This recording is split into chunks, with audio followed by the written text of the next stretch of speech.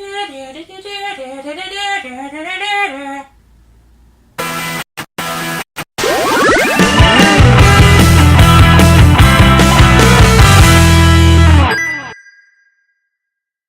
guys, welcome to Bird's Eye View, and this is going to be my top 10 Game of Thrones deaths. Yes, I did do a top 5 Game of Thrones deaths. It's one of the first videos I ever did, so I decided to revisit that and make it a top 10. And with Game of Thrones Season 8 being around the corner, I can't think of a better time to do this video.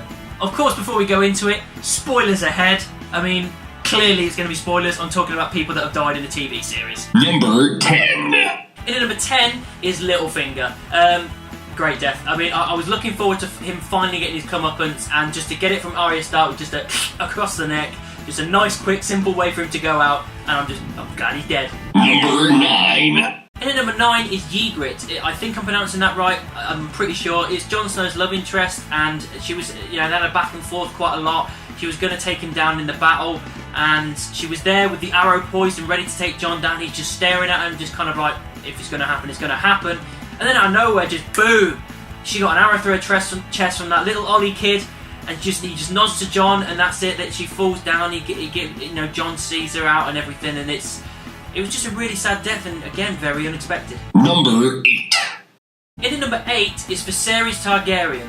One of the early deaths in this. Again, I didn't expect it as early as this. I fully expected it, considering how much of a dick of a character he is, but not as early as it happened. And it was so awesome. Just melted gold in a pot. A crown for a king, and then poured on, and his head just burns, and it goes solid, and it hits the ground. That's a brutal death. Number 7. In at number 7 is Tywin Lannister. Again, another unexpected death. I think unexpected deaths are probably going to happen a lot in this top 10, to be honest. But Tyrion with the crossbow, and threatening him and everything, and it's about the horde that Shay just killed her, and as soon as he says "Hold" the second time, bang, bolt through the chest, and then he says, son of mine, then bang, he hits him again, and he dies. And he dies on the privy, considering this is such a big, proud man that's like all about reputation and not letting certain things get out, as we know. To die on the privy is just such a ridiculous way for that character to go. Number 6. In at number 6, Oberyn Martell. Brutal. I mean, that fight between him and the Mountain was great. It was just the fast character versus the slow and strong character. I thought this was the end of the Mountain. I thought he'd get the upper hand, but no. He played around with it too much. He was talking about, obviously because the Mountain had raped and killed his family and whatnot, so he was teasing him. He got too cocky, got dragged over, grabbed by the head, and bang! And it was such a brutal death, and the scream from his missus just echoed through that arena. Oh god, it was brutal, but fuck, it was awesome. 5. In at number 5 is Joffrey Baratheon. I didn't know where to place this, and there is some better deaths out there, but it was a really satisfying death because we all hated him so much, and just for ages he was just this ruling with an iron fist, being an absolute dick because he could. We hated him. We couldn't wait for him to get his comeuppance. And if I'm honest, I didn't expect it this soon. It was in Season 4, Episode 2, I believe.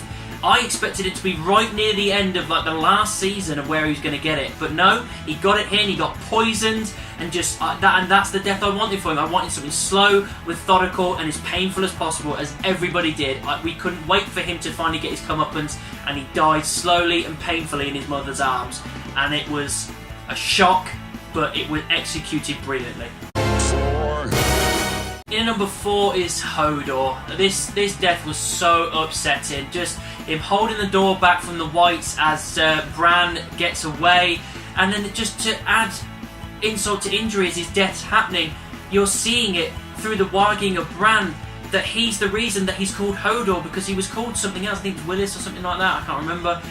And he's saying he starts having a fit in the past because of Bran, and he's saying, hold the door, hold the door, hold the door, hold the door, Hodor. You're like, oh my god, what a reveal of a name, because you've wondered for so long, why is he called Hodor? And for it to be that, where he's holding the door back and sacrificing his life, just what an emotional, gut-wrenching moment. In at number 3 is the Red Wedding. I don't think I've seen a more brutal and bloodbath of a death on TV ever. Just everything about it, just them all being closed in, and then suddenly, out of nowhere, they're being killed off, and you've got the pregnant belly, that his wife just been stabbed, she's dead, Robb, the Lannisters send their regards, stabbed, dead, and then Catelyn threatening to let them go and everything, and just like, I'll find another whore, and then she gets, the last moment, Catelyn gets her neck slit as well. You're like, oh my god, all these characters have died, the wolves get killed and everything as well. It was so shocking, so brutal, and so full of blood. It was just ridiculous, but god damn, it was probably one of the biggest shockers I've ever seen. Brutal. In at number 2 is Ned Stark. I understand that the Red Wedding probably should be higher, but I put in this one and another one higher because of the shock value and the things that this one put in motion. Ned Stark losing his head near the end of the first season put into motion the thing in your head that made you go, right, well, no one's safe then. Because we were pushed in the season 1 that Ned is the main character, and for him to get his head cut off in episode 9 of season 1 just goes, right, well, if the main character's dead now, no one is safe. Anybody could die at any time, and that is the brilliance of Game of Thrones and the writing of George R.R. Martin. It makes you think that you're safe, and then suddenly it pulls the carpet from out underneath your feet, and it was one of those deaths that just, it wasn't necessarily gruesome or anything, because it did cut away, so it's not like you got confirmation until the next episode that he was definitely dead. But like I said, it puts those things into motion, and that's why it's so high on this list. In at number 1, Jon Snow getting stabbed.